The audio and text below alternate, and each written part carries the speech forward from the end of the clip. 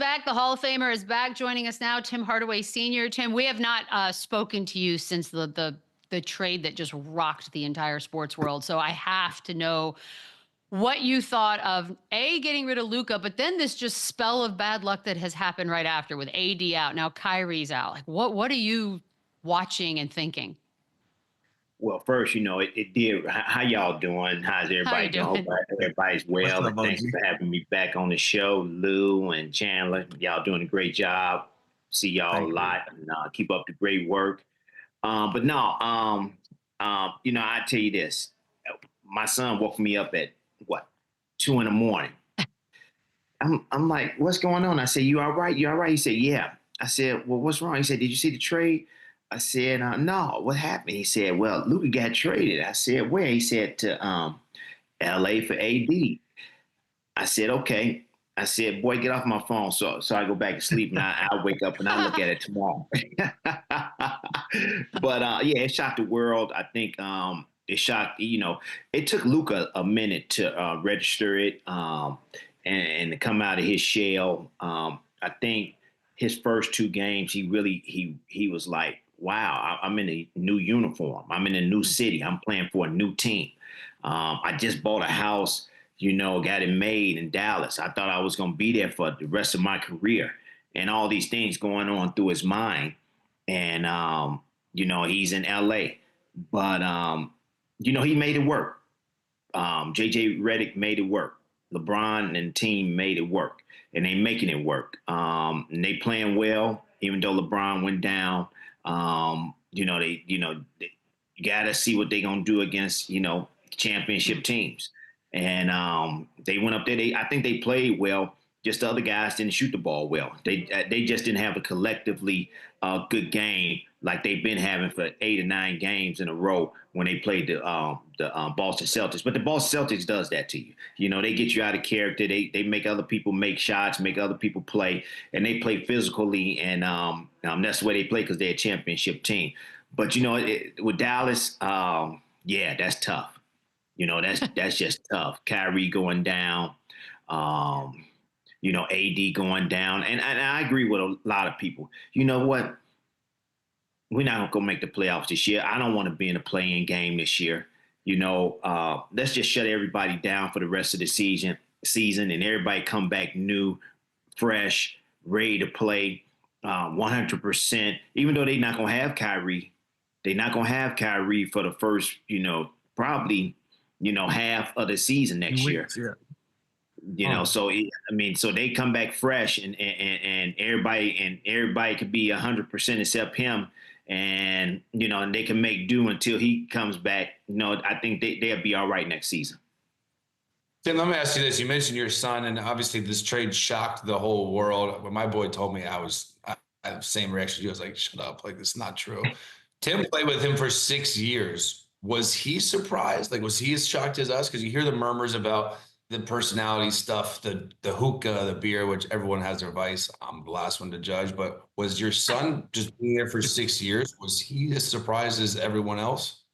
Yeah, he was very surprised, just like everyone else. And I think Jason Kidd was surprised also. I don't think it was a Jason Kidd, the GM, Nico Harris, or Michael Finley decision. I think this was just strictly the owner's decision. And I think what we're going to find out down the line, it's a business decision on their part, which is messed up for the Dallas fans. So it's, Kornheiser said it the other day, hopefully they won't move the team to Las Vegas.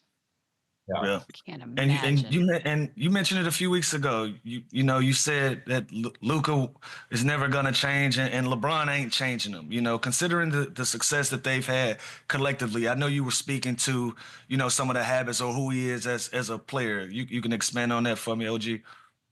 I tell you this, I think JJ Redick has sat Luka down and said, listen, you can't pound the ball for 24 seconds. You can't pound the ball for 15, 20 seconds. You got to get other people involved quicker. You got to make your move quicker. You got to pass the ball to the open shooter quicker because A split second, you know this, Lou, and Chandler. A split second could take away your shot, your routine, and ready to shoot the ball. If you ready to shoot the ball and you know that ball's supposed to be right there, and he's a point guard, that ball's supposed to be right there. He wait 1 or 2 seconds later, you out of rhythm.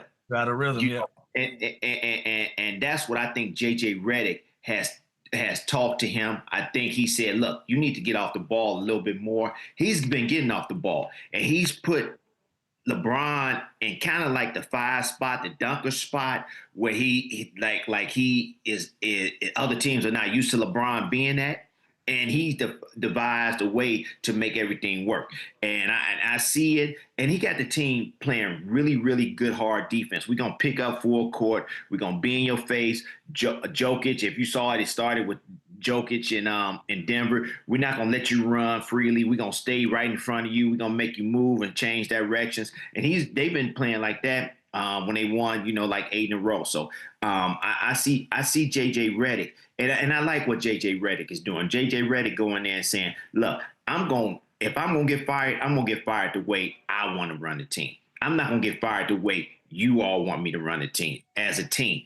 So he's going in there and doing it his way, and he feels that. And he got some great assistant coaches. And McMillan and Bob Byer and who else is it? Brooks. And the young. I just said Scotty Brooks. Yeah. So, I mean, he got some really, really good assistant coaches that were, head coaches. He listening to them, but he's implementing. And I'm going to tell you this. Way back in the back, he be calling Stan Van Gundy because that's his boy. That's his guy. And I know Stan is giving him a lot of information about what it needs to be done, how he needs to do it. So he's been listening. Tim, I got to ask you about this MVP race we got going right now because we got a good one. I think he's kind of running away with it a little bit. They faced off yesterday. He had 40, but then JOKIC is just sneaky, dropping 30, 20, and 20 for the first time ever. Right now, you have a vote. Who is the MVP and why? Well, when I saw JOKIC for the very first time up in person a couple of weeks ago against the Detroit Pistons. And I tell you this, man, it's worth your money to watch him play. It's worth paying to go watch that guy play, man. I mean, how he plays and the way he plays the right way. You can't get him off beat. You can't get him off stride. He going to play for his team. He's not playing for himself. He's going to make the right play. He's going to shoot the ball. He's played confident. And he gives that – without Joker, it wouldn't be a Denver Nuggets team. It wouldn't be a Denver Nuggets team. But if I had a vote right to that, SGA, no question, SGA. The way he plays, how he plays, did y'all?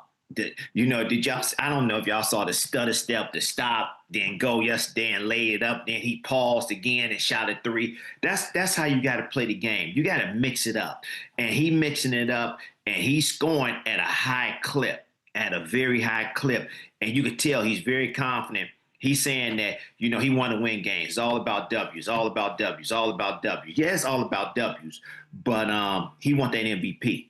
He wants that MVP, and he sees it in his sight, and it's right there. All you got to do is keep playing the way you playing, keep having your team to play the way they play with a lot of confidence. Defensive wise, they in your face, they up in you, they blocking shots. I think they was missing. Chet Holmgren a little bit, rim protector, long body. The way he passes the ball, the way he sees the floor is a plus. So I think that they gonna come along, but SGA, that'd be that's my vote. Lou's happy, likes to hear it. Recently, you made a little news because you said he's been since last year. Actually, he's been saying it. You said you'd love to suit up again so you could go mess up Tyrese Haliburton because he talks too much trash, including about your son. First of all, are we allowed to know what went down here, and is there a limit on trash talk? No, there's never a limit on trash talk. Fair. There's never a limit on trash talk. I mean, trash talking is trash talking. If you give it, you also supposed to take it. No, only thing I was saying is he talks a little bit too much. You know, when you up, you talk too much. You in people's faces. You trying to get up under their skin. But when you're not playing well and when you're not, producing the way you're supposed to produce, you can't see I can't see you. If you're gonna talk smack, you talk smack when you lose and you talk smack when you win it. Am I right, fellas? Absolutely. No doubt. So it can't be one way or the other. And then you got to learn how to take it too. You got to learn how to take the stuff talking too. So that's all I was saying. If it's one guy that I want to go play against, I want to go play against him in my prime to show him and to shut him up. Just shut up and play, man, because you're not really like that. Okay, you're not really that tough guy. You just a guy that's gonna come out here and play and supposed to play. You're doing what you're supposed to do. Now, credit where credit is due. He's out there balling. And then when they are whole, he goes out there and he produces the way he's supposed to produce. All right. But, on defense, Lou, if I'm playing, I'm not hiding on defense. They had him on defense. Lou, you're not sticking the best point guard. You're not sticking the best person that's playing against you. All right. They want to stick you, but you can't stick them. That's another thing. So live up to all the hype. And if you're going to talk smack, you got to go out there and do what you're supposed to do against the best. Play against the best. Defend the best. Don't go and don't put Nembhard on Cade Cunningham. Don't put Nembhard on Jalen Brunson. You go play him. They sticking you. Tim, so let me ask you this, because obviously we talk about trash talking amongst guys, players. We all saw the viral moment with LeBron, Stephen A. Smith. Apparently, was talking trash about his son, Bronny, which is a whole other story. But are there limits now with TV personality and media where they should kind of toe the line of crossing that line? Or is that also a fair game? Like, does LeBron have a right to do that? Like, what's your take on that whole situation? Because it was everywhere. Well, Bron has the right to come and confront you whenever he wants to confront you. I do the same thing. I just do it behind closed door. I say, look, let me come here, man. Let me talk to you for a second. I go in and I talk to you and I present something in your ear. I'm not going to be in front of everybody. I'm going to talk to you and let you understand what I need for you to understand. And I'm going to leave it alone and we're going to go from there. And LeBron did it in a situation where he don't want to see Stephen A. Smith. He don't want to go talk to Stephen A. Smith. That presented itself right then and there. LeBron said, this is my opportunity to go to this man. I don't care if it's in front of 20,000 people. I don't care. I got to tell this man how I feel right now. And he went and told him that right now. I would have chose to tell him, come in the back. Let me get this room over here, across here. Let me talk to you for a second. And after the game, and then I have some choice words for you and make you understand, how I feel about you. And then I just close the door and leave. What's crazy is there's been some added on stories to that, by the way, just side note, that allegedly LeBron did try to reach out privately and that Stephen A. Smith did not do that. And so I guess what you're saying, he was there. Here's the moment. We're doing it. Everything's just entertainment. We call that Beadle. We've been Tim. We've been having this joke with Beadle. That's called standing on business. When I run into you, I don't care where we at, grocery store, sideline, timeout. We're gonna address this here, and that's gonna be the situation. And that's what it was. I don't hate it. I do the same thing. Like I said, it's an opportunity, but I'm not gonna do it in front of everybody. I'm gonna say, yo, man, come here for a second. Let me talk to you for a second. I'm going to do it over here privately and let them know. Like you said, Lou, that was just a situation. That's when it presented itself. It is what it is. Wait, but Tim, can I ask you this? Because we had an argument about this the other day. Because from Bronny's standpoint, right? Like, you've got a kid in the league. Would he like it if you were doing something like this? A moment that went so viral between two big personalities, and it was you and someone else talking about your son. Would your son like it, or would he be a little embarrassed? Well, first of all, he didn't know that how his dad felt. His dad could have been keeping that in himself, and just listening to everything that's going on. And he did not know that his dad was going to go over there and talk to Stephen A. the way he did and give him a piece of his mind the way he did. But if Stephen A. Smith never said nothing about it was about Bronny and it wasn't about him, we wouldn't have never known what was that conversation about. So that was on Stephen A. too, to keep it quiet. Look, we just had a conversation. He didn't like what I said about something. He told me his opinion, and that was that. No, Stephen A. went on and said, yeah, that was about his son, and I understood, as being a parent and this and that and this and that. So everybody took a shame to that. Okay? Yeah. You can't take a shame to a person protecting their son. Now, if something happened to somebody else, it don't matter where it is. You're going to go and protect your kids. So that's the way it is. It's fair. It's fair. It's just giving him oxygen. I got to ask you about the summer of 2023, because it's you and Shaq right now. You said that Bol Bol's better than Victor Wembanyama. We've seen a lot since then.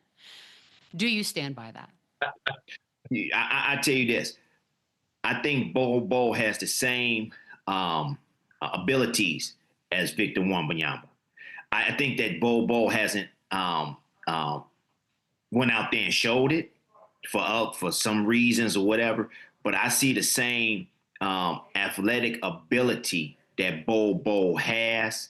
I don't know if it's confidence. I don't know if the team is not giving him confidence. I don't know if if people not giving him the ball. But I tell you this, I'm always in Bol Bol's corner because I see the potential in him and what he can do. It's just that I don't think he has been able to get the right opportunity to go out there and prove himself, like a Victor Wembanyama. Victor, he comes, he's 7'5". He's shooting one-legged runners from three-point line or beyond. Bol Bol do that bomb. It's different things that you give different players from different coaches, different freedom. Okay. Now, if I gave that same freedom to Bol Bol, who knows what he gonna do? That's all I'm saying. Jim, let me ask you about the Miami Heat and the situation. Obviously, with Jimmy Butler, that was stale. He ends up getting moved. Seems to be working out for Golden State Warriors. But you said that that Heat culture is not playing for the name on the back; it's playing on the name on the front. And can that still exist in today's league, especially after what just happened with the Jimmy Butler? Like, is that Heat culture still going to be a thing moving forward? Yes, the Heat culture going to always stay. Heat culture going to always be there. Either you can deal with it or you can't deal with it. It's up to you. And a lot of people that move on from it always say, hey, you know what, I should have stayed. Jimmy Butler Jimmy Butler did what he's wanted to do and how he wanted to do it. But when I was at the All-Star game in San Francisco, and Chris Mullin, Mitch Richard, and myself, they was asking me about Heat culture, Pat Riley, Jimmy Butler situation. I tell them this. I say, and they didn't believe me when I said, y'all got Jimmy Butler right. Jimmy Butler to me is like a Mitch Richmond. He put himself in position to score. He put his team in position to win. It's hard to stick him, and he plays both ends of the court. Okay, he's a mid-range jump shooter, but at times he gonna make three. He gonna make timely threes. Okay, I told them, everybody in the Bay Area, I said, y'all not gonna be in the play-in no more with Jimmy Butler. Y'all gonna be looking at a week of rest because y'all gonna be in the 6th, 5th, or 4th seed. That's how good Jimmy Butler is. All right. And a lot of people was like, you believe that? I said, I know that for sure. And that's what's happening with the Golden State Warriors. He comes in and I know what he can do. Steph can take breaks now. Steph don't have to run around and do a whole bunch of stuff. Jimmy, he knows that he has another player that can and has been proven to take over in the 4th quarter by himself. So he understands that, and they understand that. But Jimmy Butler, I really think it's gonna help Kuminga out. He gonna tell Kuminga, look, stop listening to everybody. Play your game. All right, and that means you're not a 3-point shooter. Okay, stop shooting 3-pointers. Play your game. Get into the mid-range. Mix it up. Play downhill. Use your athletic ability, you know? And that's what he's going to tell him to do. Sometimes you got to get all that clutter out and stop listening to coaches and go out there and play your game. And when you play your game, you will excel. I think that's what Kuminga is trying to differentiate. Should I make the coaches happy, or should I make myself happy? I think he has a guy in Jimmy Butler that's going to help him out with his decisions and playing better out there on the court. I like that because we want Kuminga to be the best version of himself. Tim, this is me always too. a pleasure. Yeah, he's fun to watch. We will talk soon, sir. Thank you. All right, thank y'all. Y'all keep up good work. See you later. Appreciate it. Run it up, run it back, yeah, run it up, run it back, run it